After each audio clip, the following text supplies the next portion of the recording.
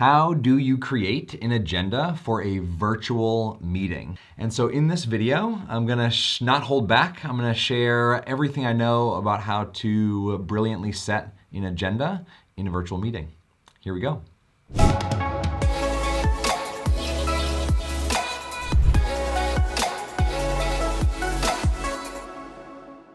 In this video, I'm gonna share 4 different techniques and ways that you can set an agenda. One will immediately save you time.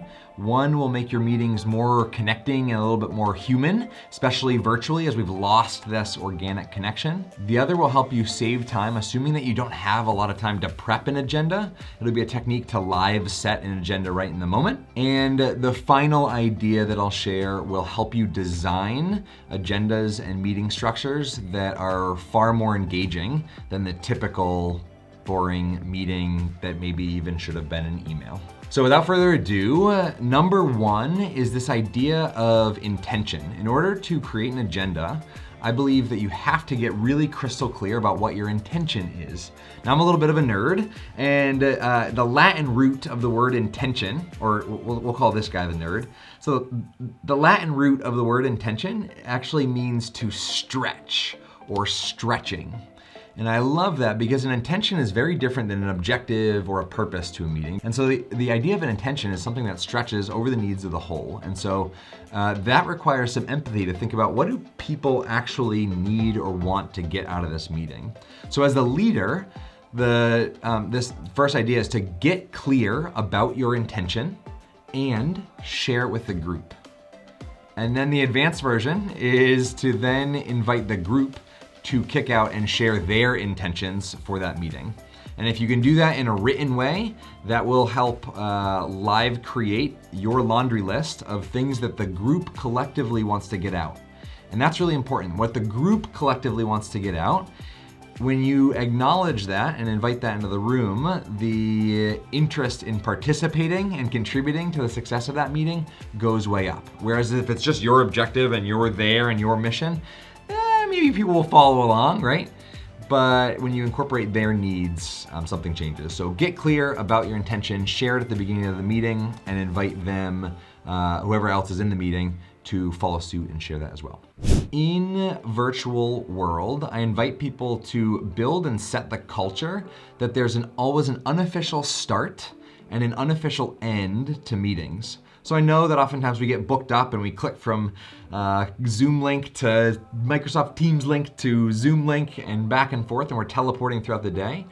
And if we can build in the culture that there's some buffer time where people are welcome to hop on early and people will be there, and people are welcome to stay a little bit after and people will be there, and we don't cram our schedules so overlapped, it creates a little bit of time for that organic connection to maybe get started.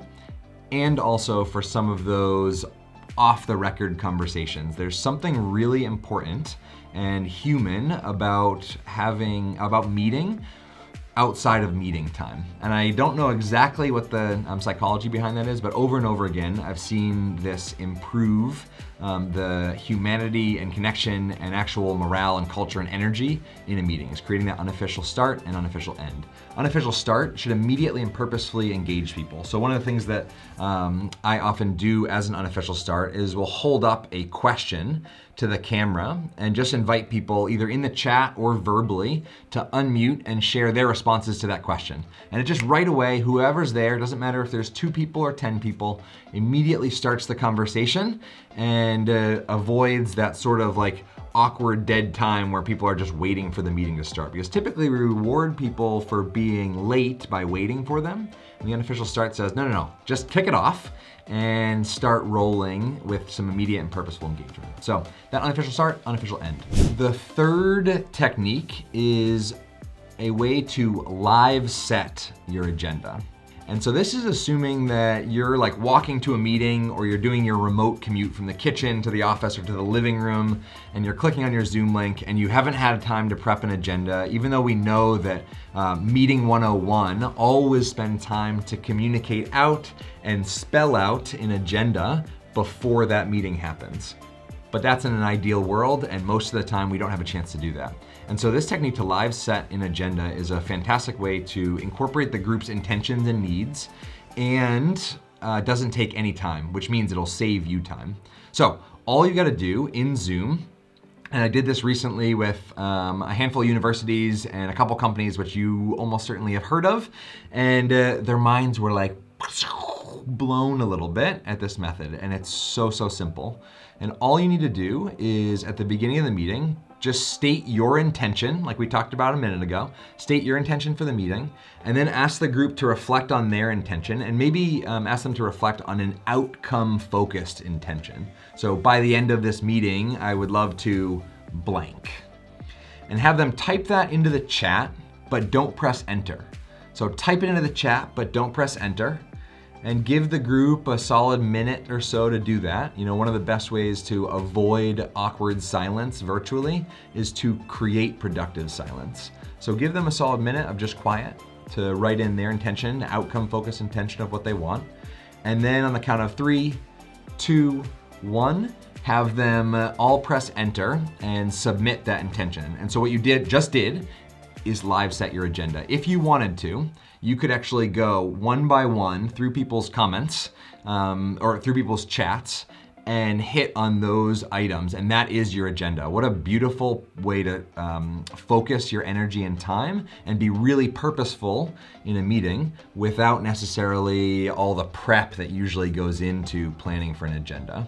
The other reason that I invite people to hold and press enter all at the same time is typically when we're meeting, we reward people who think fastest and talk first. We overvalue extroversion.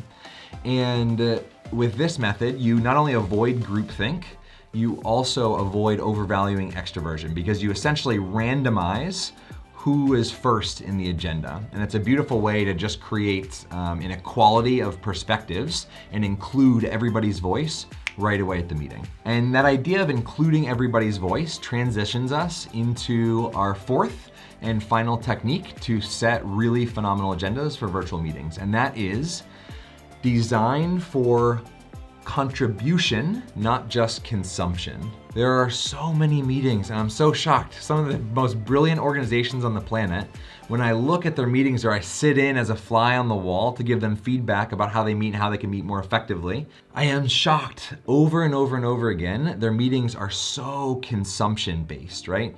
It's a report out. It's either the leader just talking for 80% of the time and then saying, hey, anybody have any thoughts, feedback, etc., which is a good way to create awkward pauses, or random responses, random rabbit holes, versus, and even if it's a report out and everybody's reporting out, there's still a level of consumption, right? You're always just listening to somebody else. And so my invite is to think of a paper shredder, or think of these two words rather, consumption and contribution as a paper shredder, and take your meeting agenda and what you are going to be doing in that time and put it through that paper shredder. And if less than 40% is contribution, then I would say your meeting is not actually designed to be as productive as it possibly could.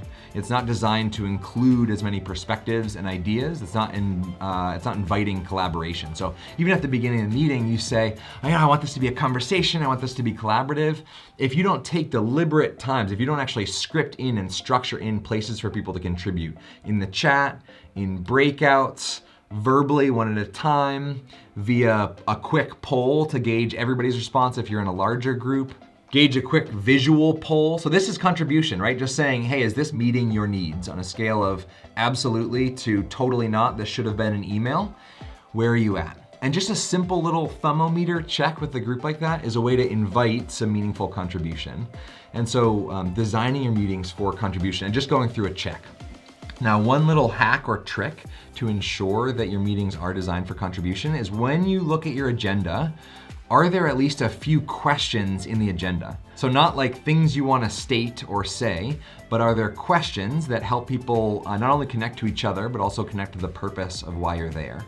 And so you may want to report the quarterly KPIs to the group. Fine, do that, but maybe consider just before that saying, how do you feel like as a team we hit our KPIs? Before I show the data, before I share, just based on how the last 90 days went for you, How do you feel we hit our KPIs? Or what did you notice about that we did really well last quarter? Right? You see how that is a really valuable conversation to have, to highlight best practices from the last quarter before seeing numbers and data, and also invites people's contribution and perspective. When people are asked for to share their experience, their perspective, their knowledge, not only does it add value to the group and their meeting, but it also says to that person, you are valued. And when people feel valued, they stick around, they stay in that organization. They love working in that organization a whole lot more. This and a whole bunch of other tips on virtual meetings lives at this link somewhere in the description, weand.me/free. While I get to do this for organizations all over the world, I also have a mission to make these ideas accessible for free to all. And my hope is that this helps you not fall asleep in meetings and maybe even fall in love with your meetings. I'm Chad Littlefield. This was a blast hanging out in cyberspace with you. Have an awesome day. Ooh, there's a bonus quote. If you're hanging out at the outro, nothing shapes our lives so much as the questions we ask, refuse to ask, or never dream of asking.